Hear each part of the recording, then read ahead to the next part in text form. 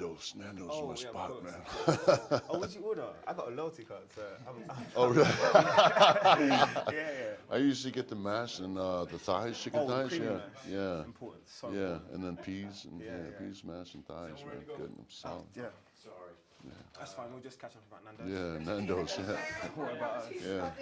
I got to get one of those cards, man. I keep hearing about them, Oh, but yeah, I don't have one. Yeah, Nando's. Yeah. Send us a card. yeah. So Dave, I think first question we have to ask you is, well, obviously the film's complete now. How are you feeling with the process, and what was it like being a part of that? It was great. I mean, it was fun to shoot because we were outside and we were in the stadium. We had the run of the stadium. And so that was just, I mean, it was great. We didn't have like trailers. We had actually boxes. So it was you know, it was a lot of fun to film. I'm just kind of, I don't know, warming myself into this leading man, you know, spot. It's something that's a little bit new to me. I've done leads before, but this is kind of the kickstart to, you know, what will hopefully be a run of lead roles, which is kind of where I'm at with my career. I want to focus more on lead roles instead of supporting roles. So this is kind of kickstart of that. So I'm a little bit nervous about it.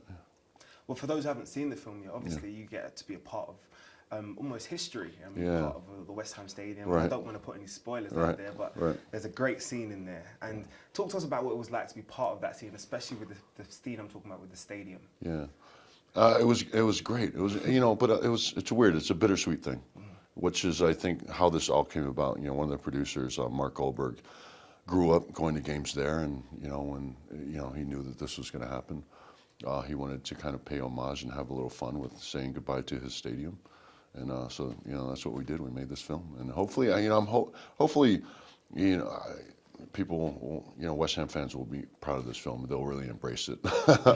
But it is. I think it's for, you know, a football audience in general. We wanted to focus on kind of the excitement and the chaos that goes on, you know, at the game, and you know, obviously embellish a little bit as well. But this really was Mark Goldberg saying goodbye to his childhood stadium, yeah, that he loved so much. I know it's not your first time to obviously to England, to London especially.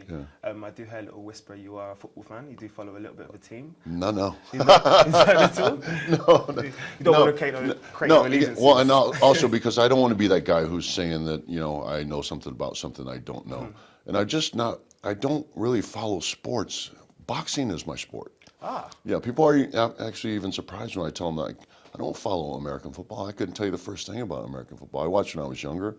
I like to go to baseball games, but I don't know much about the teams or who's in first place. And, you know, obviously I'm aware of what the World Series is, but I couldn't tell you the last one I watched. But boxing is my sport I follow religiously. Did you get a chance to box yourself then? And obviously you're... I box, yeah, religiously. I love it. Yeah, I love it. Growing up that way? No, I was never... I picked it up later in life and became a little bit obsessed with it. And this was like within the last 10 years. I actually did Muay Thai for a long time before I did boxing. And I love boxing. I'm obsessed with it. I have been since I was a kid, but I didn't start actually participating in boxing until, you know, maybe within the last 10 years. It's so funny, obviously, that you're a boxing fan because the cornerstone of the boxing world at the moment is almost an American against an Englishman. Right. How would you, if it actually does happen, how do you ever see Deontay Wilder against AJ going? Well, it's weird. It's, you know, I had Deontay on that fight before his last fight. Now I think it would be much more of a toss-up because he didn't look strong in his last fight. But also he fought a really big southpaw, which made it awkward. The thing I love about Deontay Wilder, I think for one, I think he's bigger, he's longer, I think he's faster. He's definitely not as technical as Anthony, but he is meaner. Like Deontay Wilder has got a mean streak in him, and if he hurts you, he will jump. He's got some dog in him. He's all about a dogfight, and that's a scary thing. And I've also never seen Deontay really get tired. I've seen him, you know, somewhat fatigued, but not to the point where he can't just explode at any moment. So yeah, I know I'm going to get a lot of grief for this, but I'm gonna go with Deontay in that fight. So can we actually expect to see you then, maybe if obviously it does happen in London, can expect to see you come back over? I mean, you were part of the Manny Pacquiao when he fought Ricky Hatton. Yeah. You were part of the ring out there. Can we expect to see a little appearance? I wouldn't mind, but to be honest with you, I don't really like going to fights as much as I prefer to watch them on TV. Because I think you have a better view. There's always an obstacle. There's always an angle you can't see. If you watch them on TV, you always get the best view, and that's what I want. But I do like the excitement of a good fight. But I prefer to actually sit home with a bunch of friends and make a night of it and watch it on television. You're obviously one of the very few wrestlers that have kind of made that great transition from being the face of the company to being the face in Hollywood. How do you describe that sort of journey, and what was that like for you initially? It was hard, man. And I think the reason, it's weird, I think the reason I was able to make that crossover is because I loved acting so much, because I never really set out to be a movie star or make it, you know, in Hollywood. I set out to be a working actor. And I focused on that. And I actually, when I first started my career, I turned down a lot of roles that would have been someone like Final Score. I didn't want the action roles because I thought that would have been an easy fit for me to go into, and people would have started typecasting me in that. And I actually really wanted to learn how to really act.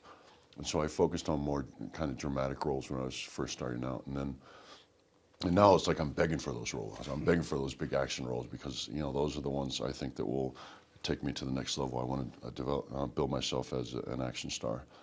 But no, it wasn't the easiest crossover. I mean, I barely worked for a few years, like 3 years when I first left wrestling. I starved. I barely worked. I had like one film a year. Yeah.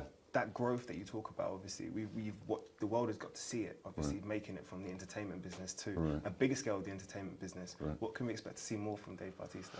I think that's it. I think this year, you know, is really going to try to focus on building myself as a lead, which is really hard to do. But I think that's my next step. I've done a lot of supporting roles, and I really want to develop myself as a lead, because once you do that, you establish yourself as a lead, then it's easier to get projects done, but also you can always step back into supporting roles, which is still what I want to do, because I'd like to think of myself as a character actor, even though I look somewhat like a gorilla.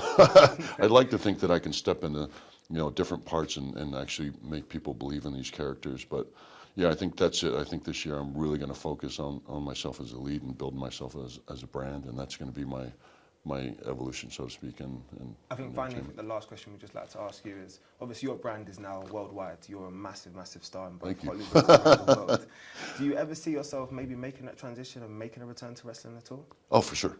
Yeah, for sure. It's always a conversation, and I'm proud to say that I've never really cut those ties from WWE, and I've always stayed in contact with them, and they know that I'm always open to going back. It just has to be under the right conditions, and also has to be, you know, I have to be available. So as long as that makes sense, I would love to go back, because I miss it. I miss the audience. I miss the immediate feedback. I miss the adrenaline rush of the physical performance. It's just something that's instilled in me. I just love wrestling. Yeah, so definitely, yeah, for sure. Thank you, Dave. Yeah, thanks, man. Yeah, it's a pleasure. Yeah, cool. All right. Take care.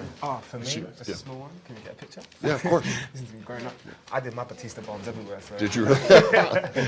Of course. Can we get you want to stand or you want to sit? We'll just get a sit one. And this is going to sound so silly afterwards. Can you put me a headlock? Yeah? Don't tell my boss.